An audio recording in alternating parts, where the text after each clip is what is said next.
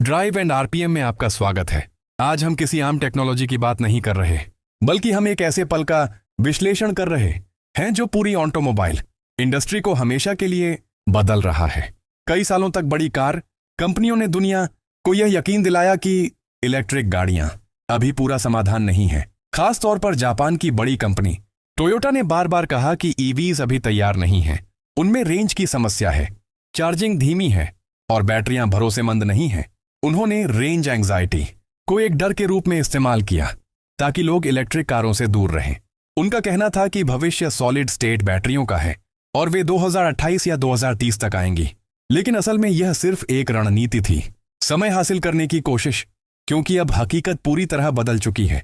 चीन की company CATL ने एक ऐसी बैटरी टेक्नोलॉजी पेश की है जिसने पूरी गेम ही बदल दी है। यह बैटरी एक ही चार्ज पर 15 किलोमीटर तक चल सकती है और सबसे अहम बात, यह कोई कॉन्सेप्ट नहीं है, यह पहले से ही प्रोडक्शन में आ चुकी है। यह वही पल है जहां इंटरनल कंबस्शन इंजन का आखिरी फायदा भी खत्म हो जाता है। अगर हम मौजूदा बैटरी टेक्नोलॉजी को देखें तो ज्यादातर वेस्टर्न ईवीज LFP या लिथियम आयन बैटरियां इस्तेमाल करती हैं। इन बैटरियों की एक सीमा है।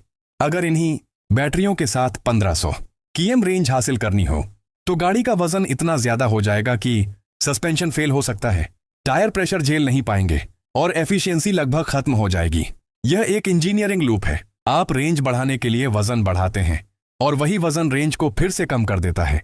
लेकिन CATL ने इस समस्या को सीधे हल कर दिया। उन्होंने कंडेंस्ड मैटर बैटरी पेश की, एक advanced semi solid state system.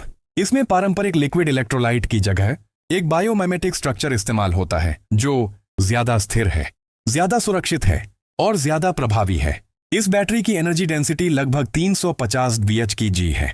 तुलना के लिए आज की प्रीमियम ईवीज मुश्किल से 250-260 VR की जी तक पहुंचती हैं। यानी अब ज्यादा रेंज के लिए भारी बैटरी की जरूरत नहीं। परिणाम, हल्की गाड़ी प्लस ज्यादा रेंज। सिर्फ बैटरी ही नहीं, बल्कि उसके आसपास की इंजीनियरिंग भी पूरी तरह बदल दी गई है।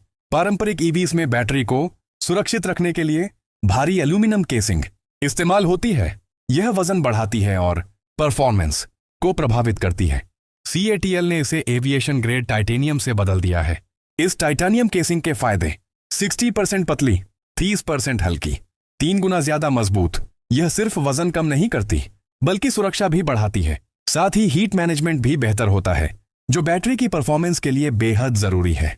अब आते हैं, इस समस्या को भी खत्म कर दिया। नया चार्जिंग सिस्टम इतना तेज है कि हमें 10% से 98% सिर्फ 6 मिनट 27 सेकंड में चार्ज हो जाता है। सोचिए, जितना समय आप पेट्रोल पंप पर लगाते हैं उतने में EV 1000 किलोमीटर की रेंज वापस ले लेती है। अब EV चार्जिंग धीमी नहीं रही, रेंज एंग्जाइटी खत्म। और हाँ, यह टेक्नोलॉजी सिर्फ कॉन्सेप्ट नहीं है। चीन की कई कंपनियां इसे इस्तेमाल कर रही हैं। शेरी, जीकर, अवातर, लियाओटो।